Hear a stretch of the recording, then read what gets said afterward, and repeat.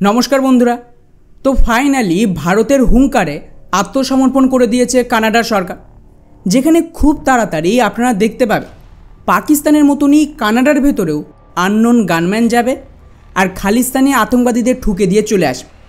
এবং এটা করার জন্য কানাডার সরকার নিজেরাই ভারতকে পুরো ইনফরমেশান বা ইন্টেলিজেন্স শেয়ার করে।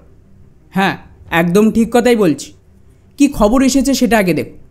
ভারত বিরোধী মিডিয়া দ্য গার্জিয়ানের দাবি অনুযায়ী খালিস্তানি আতঙ্কবাদীদের হত্যা সত্ত্বেও কানাডা এখন ভারতের সাথে চুক্তি করছে আতঙ্কবাদী আর ক্রিমিনালদের সমস্ত ইন্টেলিজেন্স এবং ইনফরমেশান শেয়ারের জন্য, যেটা কিন্তু একটা ঐতিহাসিক মুহূর্ত। কারণ এটাই তো সেই কানাডা যে গত বছরেও ভারতের বিরুদ্ধে খালিস্তানিদের সাপোর্ট দিচ্ছিল, ভারতকে দায়ী করছিল আতঙ্কবাদী নির্যারকে মারার জন্য। আর আজ পুরো 180 ডিগ্রি পাল্টিকে নিজেরাই ভারতকে ওই সমস্ত খালিস্তানি আতঙ্কবাদীদের ইন্টেলিজেন্স শেয়ার করবে। তো বুঝতেই পারছে এরপর এদের সাথে কি হতে চলেছে।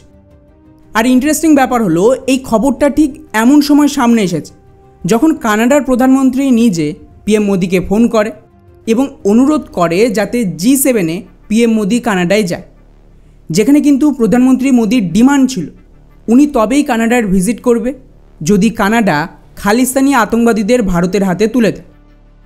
এখন স্বাভাবিকভাবে কানাডা সরাসরি এদের ভারতের হাতে দিতে পারবেন, ইন্টারনাল পলিটিক্সও আছে, কিন্তু হ্যাঁ এদের লোকেশান ইন্টেলিজেন্স এগুলো তো দিতে পারবে। সেটাই ওরা করল। এরপর বাকিটা ভারত দেখে নেবে। আর আশ্চর্যজনকভাবে একদিকেই খবর এলো, অন্যদিকে আমাদের বিদেশ মন্ত্রণালয় দাবি করছে যে আমরা তো এখন নতুন করে কানাডার সাথে নিজেদের রিলেশন ঠিক করার পথ খুঁজছি এবং পিএম মোদি কানাডায় গেলে দুই দেশের সম্পর্ক রিসেট হয়ে যাবে। এটা আমাদের অফিসিয়াল বয়ান। তো বুঝতেই পারছেন, যেমনটা আমি গত ভিডিওতে বলেছিলাম এক্স্যাক্টলি সেটাই হয়েছে।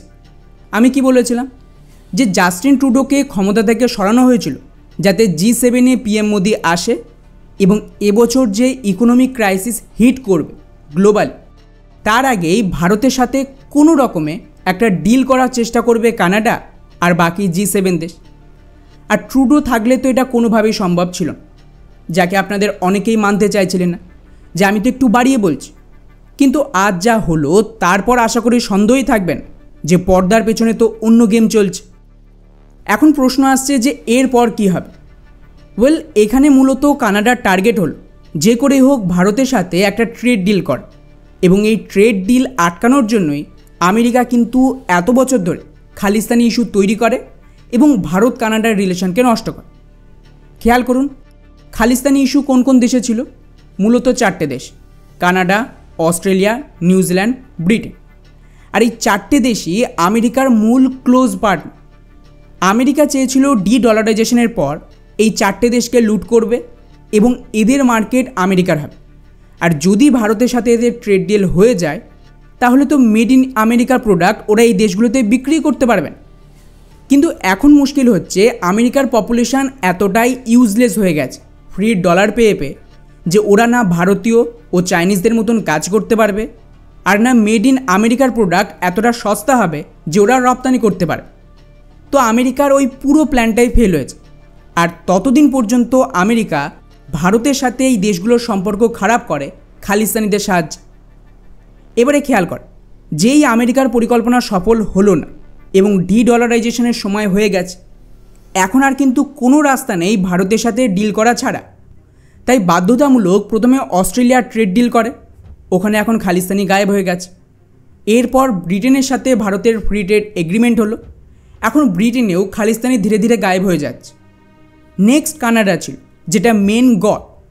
কিন্তু এখানেও যতক্ষণ খালিস্তানি খতম না হবে ভারত তো ডিল করতো না। তাই প্রথমে ট্রুডোকে সরানো হলো। এরপর এই যে নতুন প্রধানমন্ত্রী এলো, ইনি কিন্তু এত বিরোধ সত্ত্বেও পিএম মোদিকে ফোন করে G7-এ ইনভাইট করে পার্সোনাল। আর তার ঠিক পরেই খালিস্তানিদের ইন্টেলিজেন্স শেয়ারিংয়ের চুক্তি হয়। আর এখন গিয়ে ভারত সম্পর্ক ঠিক করতে রাজি হচ্ছে।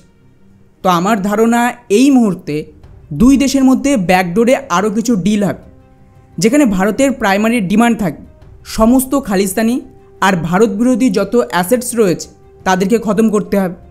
হয় কানাডা নিজে ওদেরকে মেরে দেবে, অথবা ভারতকে রাস্তা করে দেবে যাতে আমরা গিয়ে অ্যাকশান নিতে পারি এবং তারপর গিয়ে দুই দেশের মধ্যে ট্রেড ডিল নিয়ে কোনো বড় নেগোসিয়েশন হতে পারে। এই জন্যই আমি বলি যে ভারতের সাথে গদ্দারি করতে নেই। বাংলাদেশ আমেরিকার কথাই নিয়েছে, আজ মরল, আমেরিকা সরে পড়েছে। এই খালিস্তানিরাও সেমভাবে নিজের দেশের সাথে ধোঁকা করলো, যাদের জন্য তারাই এখন এদেরকে মেরে দেবে। And that is Karma.